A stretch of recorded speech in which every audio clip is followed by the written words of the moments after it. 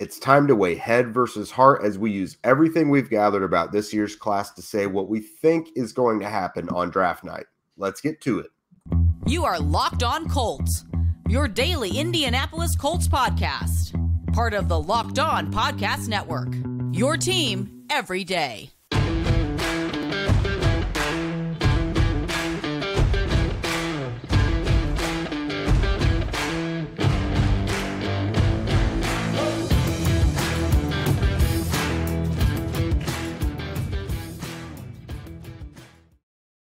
What up, what up? Thanks for tuning in and making us your first listen of the day. This is your daily podcast covering your Indianapolis Colts, part of the Locked On Podcast Network, your team every day. I am Jake Arthur. That guy is Zach Hicks.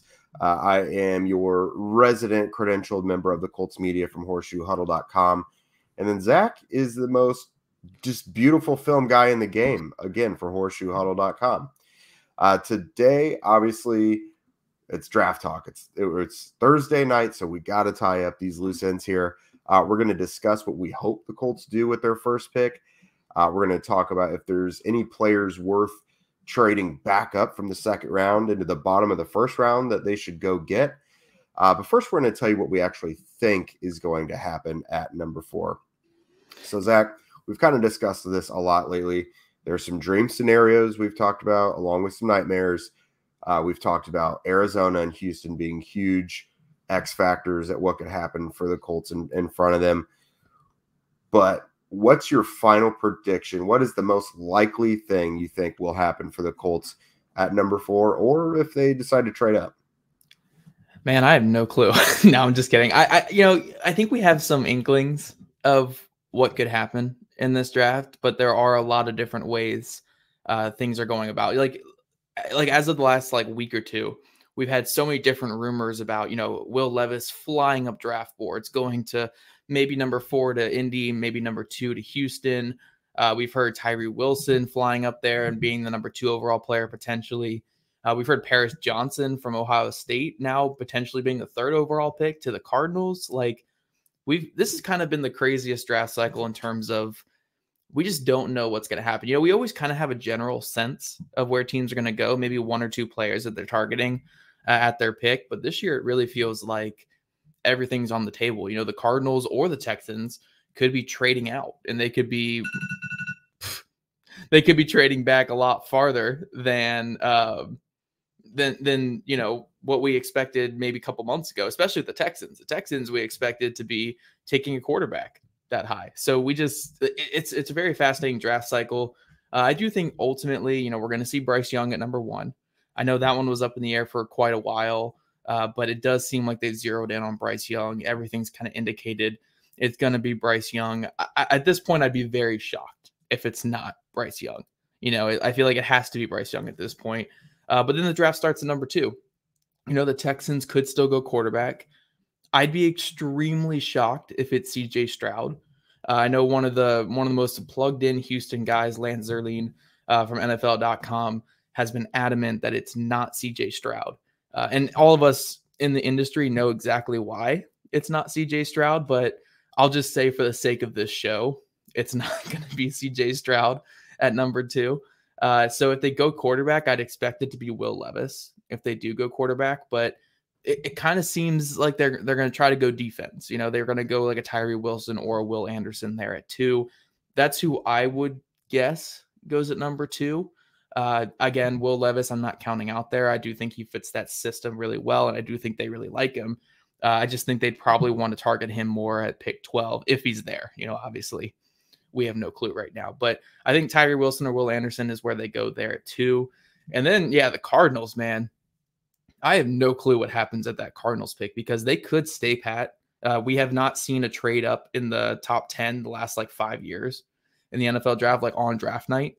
We have not seen that in I think it's 4 or 5 years now at this point. It just doesn't happen. No matter who the quarterbacks are, it just typically doesn't happen because teams are not that desperate, or they would have done the trade a little earlier if they really were that desperate. So they might stay pat and they take a guy like Paris Johnson, or they take a guy like Tyree Wilson, or they take Christian Gonzalez. I heard they like as well. So they could take one of those guys there.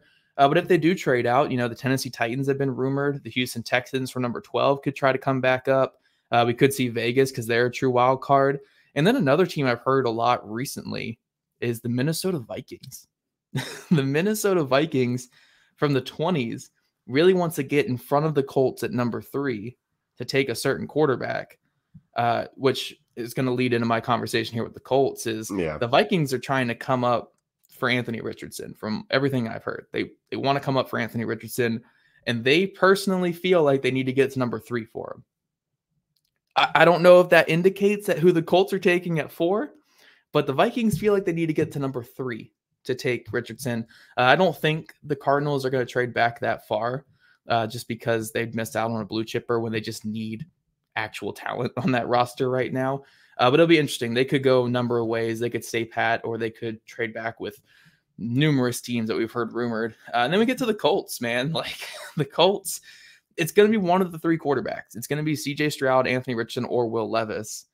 I really don't have too much of a feel on who it's going to be. Like, gun to my head, I think it's Anthony Richardson is who they view over those guys, just because schematically he fits the best. He's that high upside guy that Chris Ballard likes. They've done a ton of work on him this draft cycle and during the season this past year. I just feel like that's the one that makes the most sense. But CJ Stroud is the safest option for a GM like Chris Ballard, who needs to get this pick right and needs to get an immediate producer. And then Will Levis is kind of the best of both worlds, and he's got a high character guy that people are raving about. So I could see any of those 3 guys. I'm just going to think it's going to be Anthony Richardson just based off of everything that's happened this offseason, who they hired a head coach, and what Chris Ballard values in prospects. I feel like Anthony Richardson's their guy, but that's just, again, that's me trying to read between the lines. Not too much sourced info. The Colts are keeping it locked down, and you can tell from a lot of the local guys saying like, yeah, I haven't heard this buzz about Will Levis, or I haven't heard this buzz about this or whatever, because the Colts are really locking it down right now. They're not letting it out there. But very interesting draft night coming up here on Thursday. The Colts could go any of these 3 quarterbacks, and it wouldn't shock me whatsoever. But as of right now, I would lean it being Anthony Richardson. But who knows, man? Who knows? We're like, 24 hours away, a little over 24 hours away from it. So who knows? Yeah, let's get to it. No, I obviously, number 1 with Bryce Young, it feels obvious.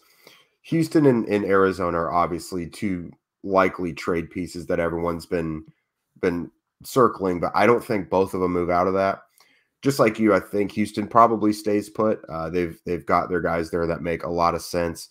Will Anderson, I think, is someone that makes a lot of sense for them. Whether they value him or Tyree Wilson more, personally, I would take Will Anderson. Just stupidly connecting the dots. D'Amico Ryan's an Alabama guy. He's probably got more intel on Will Anderson, if I had to guess. Arizona, I've heard, we've had guests, Donnie Drew and Cole Thompson. Arizona wants to back out of that number 3. Monty Austin-Fort, their new GM, wants more picks. That cupboard is pretty empty, so they definitely need more picks, which to me would probably leave the Colts, like you said, choosing between CJ Stroud, Anthony Richardson, or Will Levis. My only difference from you is I've kind of thought this whole time CJ Stroud makes the most sense to be their QB1 on their board. Yeah. So while I wouldn't be shocked at all if it was Richardson, I would almost expect it in a way. CJ Stroud does make the most sense to me. I think he's the most complete, checks the most boxes. He doesn't have that athletic upside, obviously, that Richardson does, but still offers you the ability to play right away, and just he does a lot of things for you. But next, now that we've told you what we think is going to happen, we'll tell you what we hope happens for the Colts with that first-round pick. But first, a word from our friends over at Built. If you guys are looking for a delicious snack but don't want all of the sugar and the calories, then you need the best-tasting protein bar ever, Built. That's right, you got to try this. If you're like me and you want to make healthier snack choices, but you don't want to compromise on taste, then I've got just the thing for you. Built Bars and Built Puffs. Built Bars are healthy and amazing. Seriously, they're so good that you won't even think that they're good for you. You've got to try it. What makes them so good? For starters, they're all covered in 100% real chocolate. That's right, real chocolate, not the fake stuff.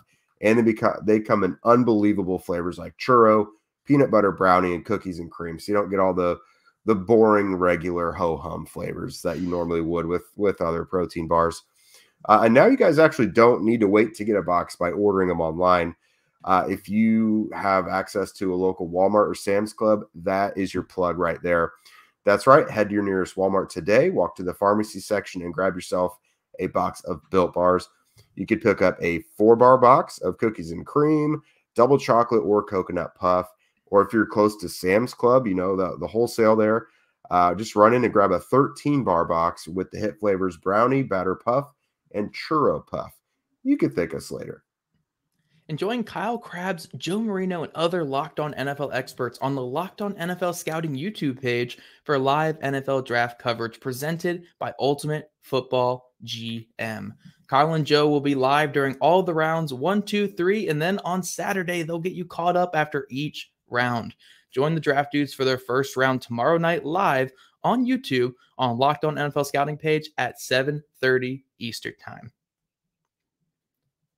All right, Jake, so we're going to jump into what we think, or sorry, what we want to happen here. Sorry, we just did what we think. What we think is at the top of that, what we want to happen here at the top of the draft. And I think we're going to be fairly in line with what we just kind of said there. Like, yeah, I'm assuming you're going to want CJ Stroud. I'm going to want Anthony Richardson. But, you know, I want there to be an option of all of those guys there. I don't want the Colts. I don't want the Colts just to be sitting there with like 1 or 2 of these guys left and just kind of taking the leftovers. So purely what I want is not for that nightmare scenario that we talked about on last week's episode. For 3 to go right in front of him. God, sorry about that. Zach's getting last minute draft intel, guys. That is definitely not an alarm. It is draft intel.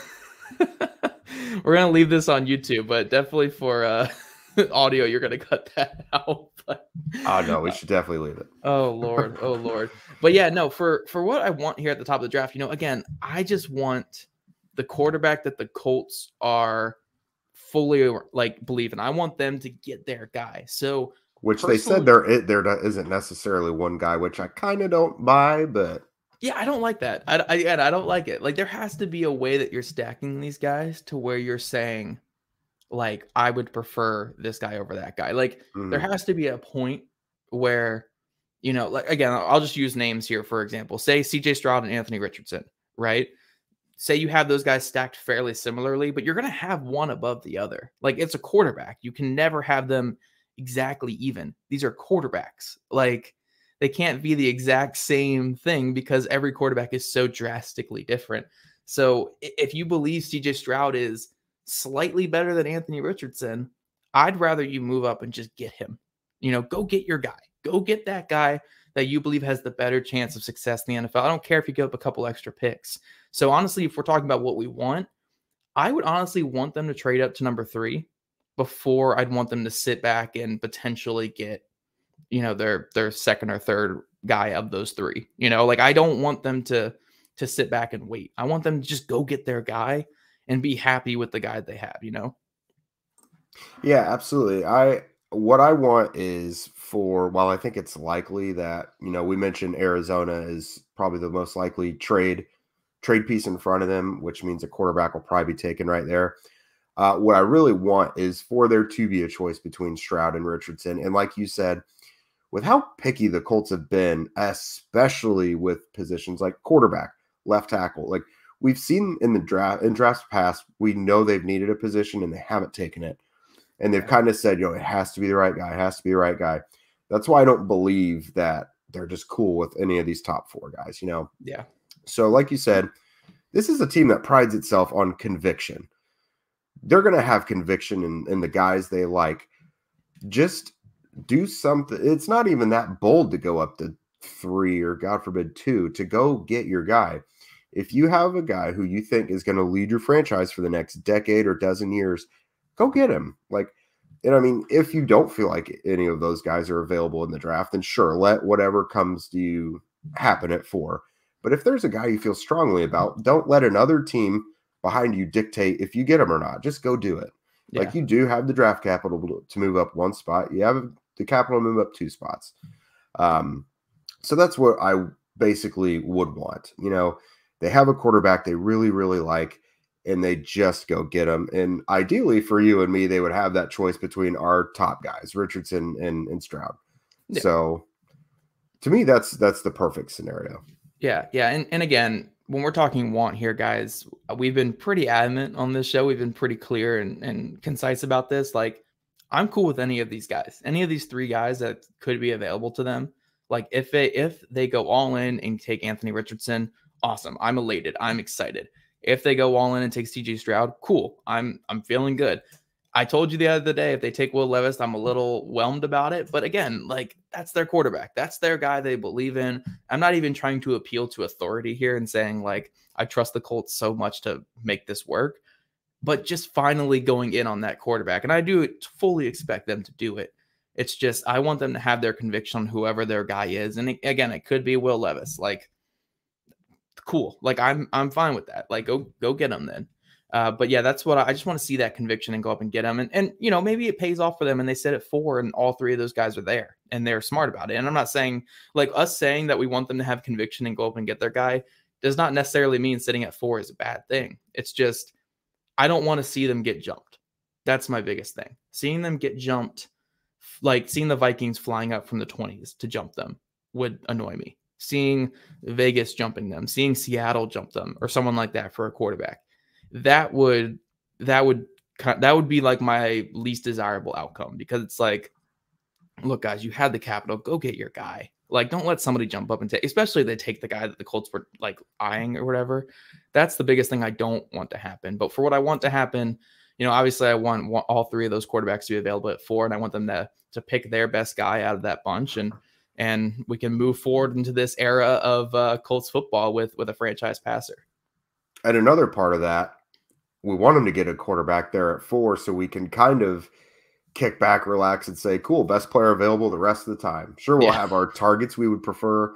You want to get a corner, you want to get a receiver, probably some offensive and defensive line depth. But after a quarterback, if they get their quarterback at 4, I'm cool with whatever else they do. You know what I mean? Would we even talk about anything? I mean, well, look, we'll talk about the pick at 35. We'll talk about the potential. Every pick we cover after that will be like, here's how this affects the new quarterback. You know, this new defensive tackle, he's going to help get the ball back for this new quarterback.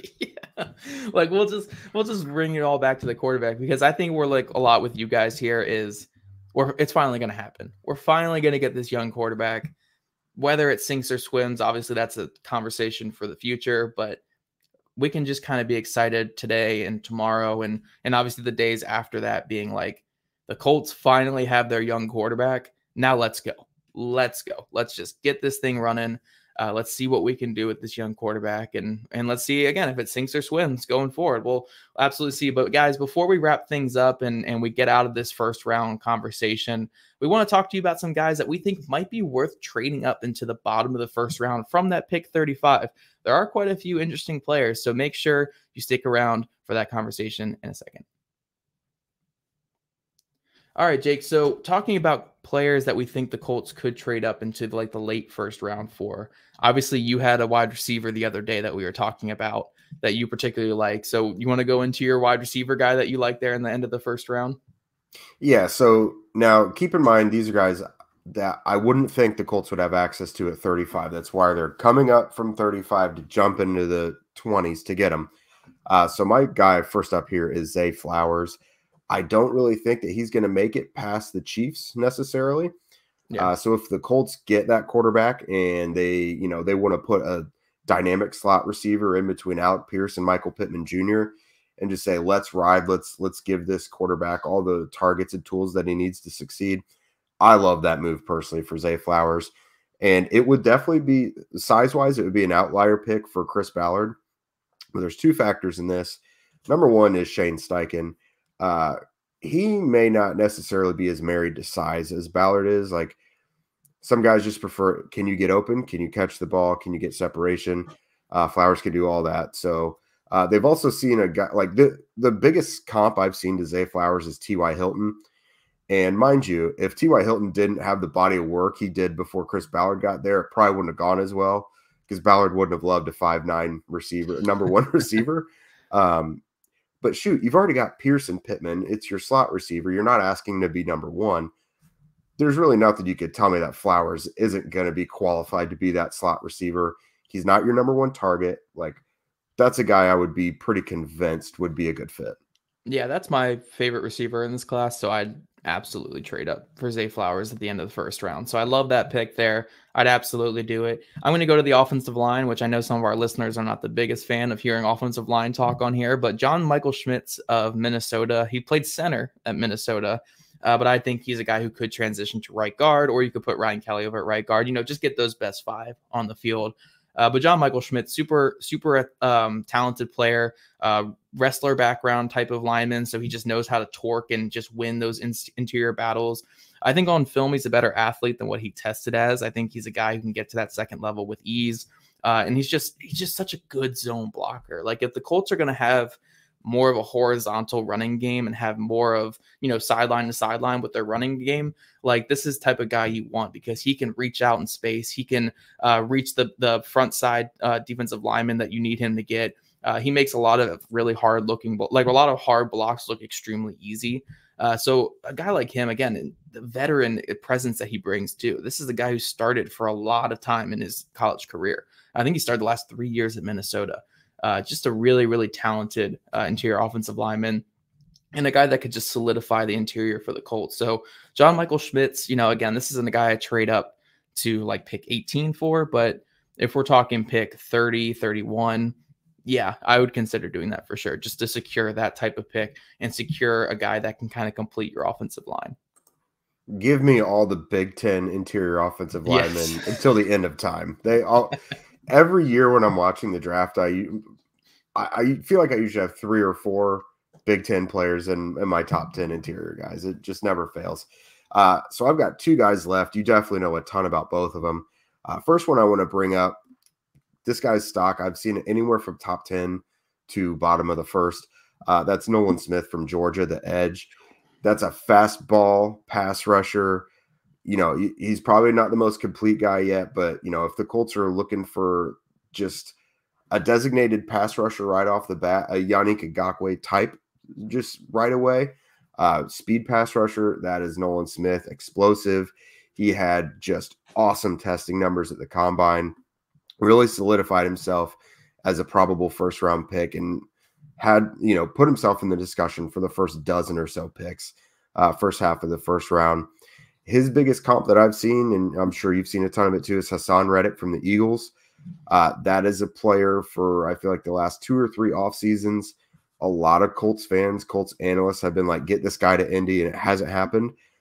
He has had nice performances against the Colts, especially last year with the Eagles. So if you're looking for a Hassan Reddick type, someone, just to give you that fastball, that cleanup pass rusher, I really like Nolan Smith.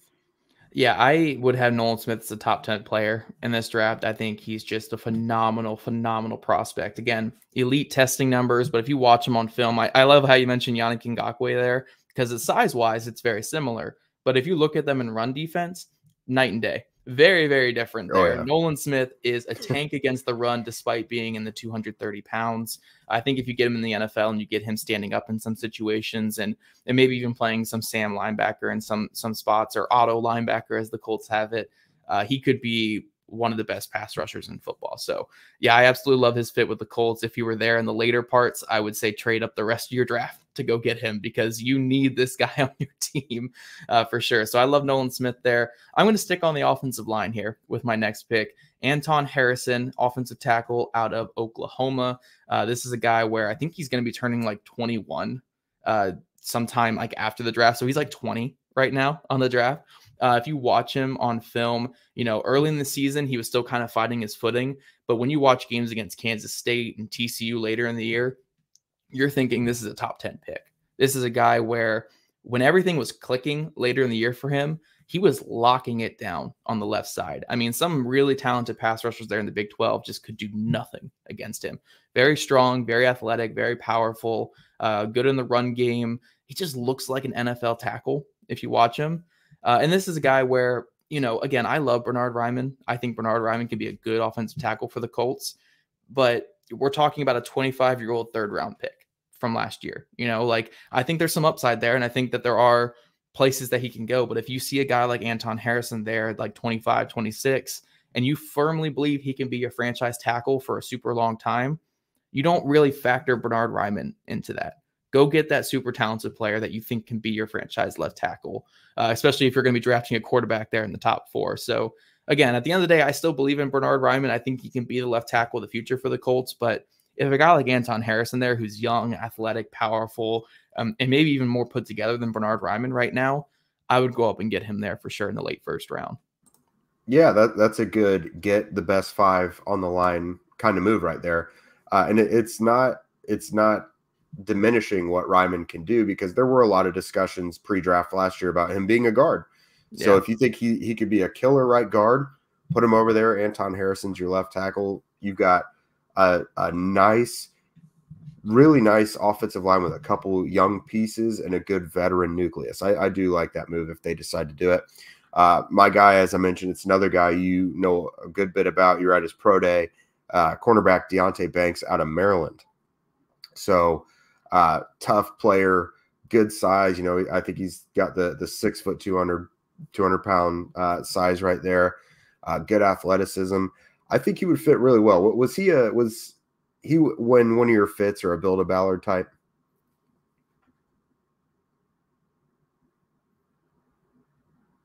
Might have lost. Oh, there you are. Okay. Yeah, I don't know. The connection all of a sudden just exploded here, but yeah, no, he was a guy who definitely checks a lot of boxes. Super athletic player, super tenacious player, gets after it in press coverage and just is so physical. I just love watching him on film. So I think he just missed Build-A-Ballard because of, I want to say his arm length or something like that, or maybe his weight or something. It was one of those two aspects. He just dropped a little below it, but he's one of those guys where it's like close enough to a Build-A-Ballard where you're like, okay, yeah, it makes a lot of sense for the Colts. Yeah, absolutely. Do you have anyone else? Because I'm sure there's a handful more, but yeah, I mean, I think Keely Ringo from Georgia, I think is a guy where, you know, some mocks and some projections have him going in like the 40s or early 30s, like where the Colts are picking. So you could see the Colts making that move there and just like staying pat, hoping he's there. But you could also see them trading up maybe a couple spots and making the move for him. So Keely Ringo's a guy I know they like. They certainly could make that move up to go get him. And I wouldn't be shocked whatsoever. But those are some guys that we think the Colts could move up and go get. Again, Chris Ballard's more of a trade back than a trade up guy, but he has traded up in the past. You know, he made big trade ups for Kari Willis in the past, made trade ups for, I think, Tyquan Lewis back in 2018. So he's not afraid to trade up for a guy that he firmly believes in. But that's all we have for today, guys. Locked On's NFL mock draft special is here, and it's bigger than ever. Follow along all 32 teams' first pick in a 6-episode ultimate mock draft experience. Only Locked On can deliver. All episodes are available now on Locked On NFL Draft on YouTube or wherever you listen to your podcast. And if you guys don't already, follow us on social medias at Locked On Colts, at Jake Arthur NFL, at Zach Hicks2, all on Twitter. Also subscribe to Locked On Colts podcast on YouTube, wherever you listen to your podcast. We'd love your ratings and reviews. And we'll see you guys tomorrow for the draft with a special guest tomorrow morning, plus after the draft with some fun episodes. So make sure you guys are tuning in tomorrow. Lots of stuff.